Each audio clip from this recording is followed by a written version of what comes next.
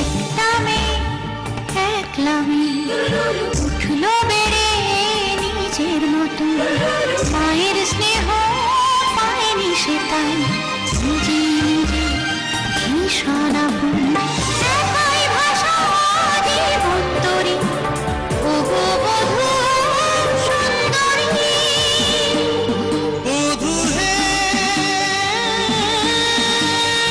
উঠলো সিঁদুর সিঁথির পরে সেই মেয়েটার অন্য জীবন, ভালোবাসার স্নেহ মায়ার লাগলো পরশ মুগ্ধ সে মন।